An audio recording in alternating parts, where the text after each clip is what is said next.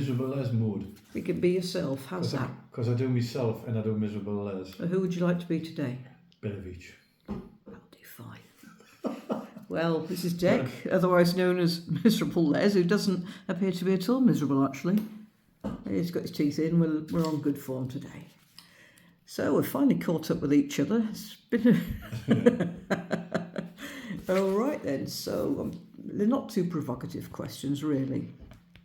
Yeah, So sure. the first one is what you ask any musician. What first got you into music? Ooh, well, what first got into music was when I was 15, 16-year-old. I wanted to play guitar, but guess what? Didn't have a one. Couldn't afford guitar. So I had a friend who played cornet in the Washington Glebe Colliery Band, and he suggested I come along and learn cornet. So I went to a band meeting, and the band leader said, "Give us a look at your mouth," which I thought was a strange line. And he says, "No, you'll not be able to play a trumpet or cornet as it is." He says, "I think you would make a good euphonium player." So I had the 15-year-old I was, and I went home with this euphonium to wash in the bath, as you do. First thing you do is wash it out, soapy water. And I persevered with that for about 6 months with euphonium till I drove my parents bonkers, as you can imagine, horrendous. But I wasn't getting any girls with this euphonium. It wasn't attracting the girls, you see. So my cousin suggested that he lend us his guitar, and I picked up the guitar, and I never saw a euphonium since. Off it went to the scrapyard. So what's the first song you learnt then? On euphonium. No. We'll put that where it belongs. On the guitar. Yeah. Well, euphonium. The first thing is they'll not let you play a tune until you can play intervals without depressing a valve. So that means you've got to create a shape with your mouth to produce a note, and you've got to produce 5 different notes, 5 intervals before they'll let you near a tune. So that's what puts a lot of people off brass. As for the guitar, the usual thing where the first guitar you get is totally unplayable, of course, fitted with cheese wires. And first tune, well, I did have a book, like in those days. There was no YouTube, was it? Just a book to tell you how hard it is, So you'd spend a week holding the guitar, holding the plectrum, all of that stuff. And then I think it'll have been Little Brown Jug, I would imagine. Makes a change from the House of the Rising Sun. Well, and then usually people attempt Stairway to Heaven and go back to the House of the Rising Sun. That's right. Which is exactly what I did. I've just learned House of the Rising Sun. After 50 years. Well done. I've just learned it. At least everybody will know the words to it. It's a good signal. Yeah, that's right. So like a lot of people back in those days in the 1960s, late 60s, hard work, not a lot of information available for guitar players. And a halcyon moment, I remember going to see a band at the City Hall in Newcastle.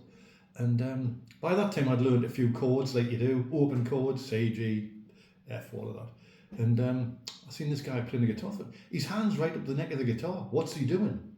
Why is he playing up there? And eventually I realised he was playing bar chords, but didn't know about bar chords, So that was a breakthrough moment at the time.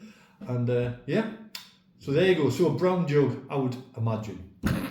Little Brown Jug. Weirdly, that's one of the songs I used to play when I played the cornet at the school orchestra. Is that right? How weird is that? Yeah.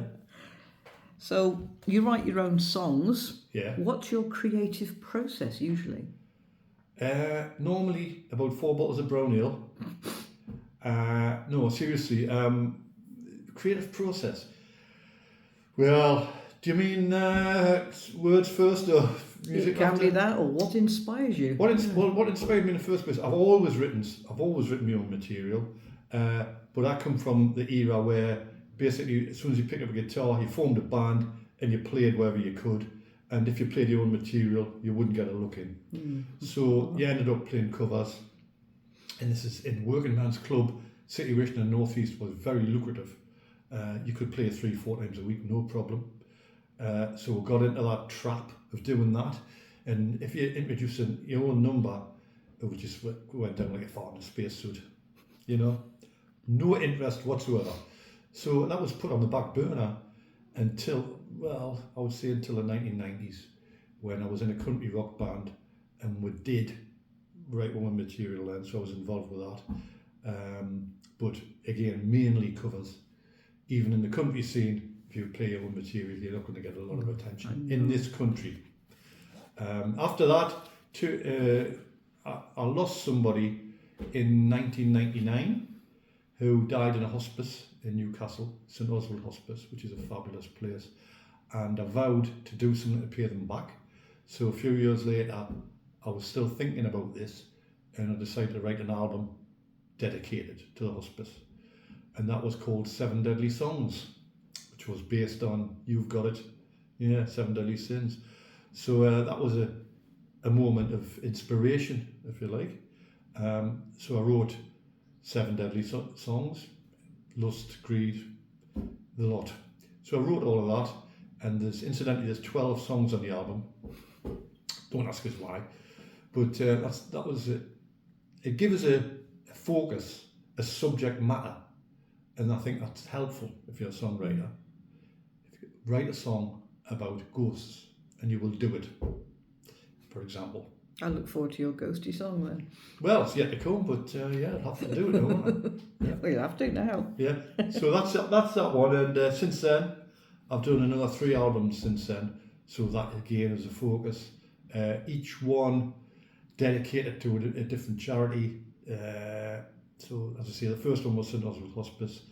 Then it was Teenage Cancer Trust. Then prostate cancer, and the current album is for the Durham and Sunderland Food Bank. So it's good to raise money, of course, but it also gives the songwriter a focus. So it's not just purely altruistic. That's what's happening. So as for writing songs themselves, the process, normally with me, it comes with a poem or a line that I've written. Every day in my life, I write something. It could be a poem. It could be a birthday card for somebody. I must write something every day. And then when I collect all these poems or these thoughts that I've got, every now and again, would that make a song? And you have a go at that and build up a catalogue on a little recorder, and then review that after a couple of weeks and think, was that a load of rubbish? Which probably was. So you discard it. And if you think it makes a grade, if you think, yeah, that's quite okay, then take it to the next step and record it properly. And that's what I've done for the last 10, 15 years. Wow, cool. I don't think have you had to make any particular sacrifices for your music side of your life? Yes. I don't think there's a musician alive who can say that they haven't. It could be a relationship, it could be certainly money. So yeah, there's a lot of stuff. I mean, I've turned down gigs doing covers and stuff like that because I don't want to go back into that world. Having done an apprenticeship of about 30 years doing it, I think it's about time, after playing other people's rubbish for 30 years, it's time to play my own rubbish. So there you go. So what's been your most rewarding experience as a musician? Most rewarding experience as a musician? I think nothing beats, and you'll be aware of this, Sammy, writing a song, playing it in front of people, and some people get what you're doing. I think that's far more rewarding. I've played, in a previous life, I've played to 2,000, audiences, big crowds, doing covers, and I get more satisfaction out of playing in front of half a dozen people, doing one of your own material. Yeah. You're bringing yourself, basically. It's a line between your vulnerability and the desire to express yourself, which is what a musician is. Wow, that's the best put together, thought I've heard. So apart from the guitar and the euphonium, do you play any other instruments? I dabble with mandolin, which I'll bring out when needed, but I don't sit and pick it up and play anything. I'll have a go at that. And I've got 3 pianos upstairs. 3? And I'm absolutely hopeless. I once strayed into the Black Keys and I sort of freaked myself out with that. Step aside, but yeah, it's a musical tool, good for writing on. But I'm not a piano player. Please don't ask me to play piano. I wouldn't do that to you. Thank you, sir. So, apart from writing songs and playing instruments and raising money for really good causes, what other interests and hobbies do you have outside the musical side? Interests, biscuits. I love biscuits. I'm with you on that one. But I'm just going to sneeze. Excuse me. Gesundheit. I was telling a lie. 2 lies. 3 lies, triple. Is it weird how they come in threes? Everything comes in 3s. Well, jokes are like that, aren't they? You know, the first time, the second time, then the punchline. 3s. That's yeah. So I do try to weave comedy into my act. If you're ever unfortunate enough to come to see Miserable Les, you'll realise that. And the character is it is a character. It's not me. It's a character. And as soon as I put that Miserable Les hat on, I'm a different person. And the whole thing is based on ironic humour. So there you go. That's that. So I do spend a lot of time writing poems as well, as well as the songs. I write poetry. And other things outside of that, I do a bit of running. I've always been a passionate runner. Not so much now, but I used to compete. I was in Motor Harriers for a lot of years, so I used to do that, and that's something that stayed with me. And fitness, I think physical fitness is a good counterpoint to a mental, cerebral activity, can I say it, such as music. So I think I believe in balance in life. That's it. So no basket weaving, and that's great. Basket weaving, yeah. So with all your songs, what sort of legacy do you hope to leave with your music? A couple of £1 million in the bank would be nice. Oh, wouldn't it? But that's not going to happen, is it? So legacy, that's a strange question, isn't it? To think about your mortality, that's really strange. Just that when you leave music behind you, you leave yourself, basically. Or you might leave hope or inspiration for somebody else coming behind you. Who knows? So many people will say that I was inspired by such and such who's not here anymore, you know. So I'm inspired by anybody who can write a really good song, who can use lyrics and who can bring humour or passion or some kind of feeling in their music. You've got to feel your music as it doesn't sound right. That's right. That's right. You're leaving yourself, as I said before, and so if you can bring something, most people I listen to now are dead. I was listening to Eva Cassidy yesterday. She's very dead, yeah. Very dead, absolutely brilliant, and some of the stuff she does isn't what you'd expect. It's not all Somewhere Over the Rainbow. There's jazz in there, there's blues, there's funk and all sorts of things, you know. But her voice is such a pure voice, and that moved me when I was listening to that. And that's the best compliment you can pay, to move somebody with music, and that lives on after you're gone, after I'm gone. So that's the legacy, isn't it? It is indeed.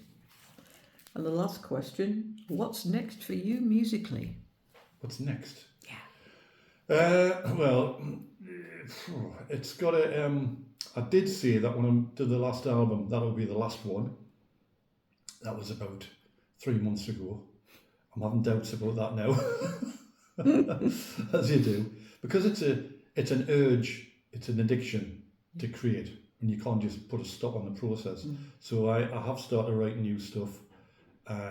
Live-wise, there's a couple of gigs in the offing. I'll be back at the White Room in probably December, doing a show there, a Christmas show, as Graham wants. I mean, how he thinks he's going to get Christmas songs out of Miserable Les is beyond me. But that's another challenge. Yeah.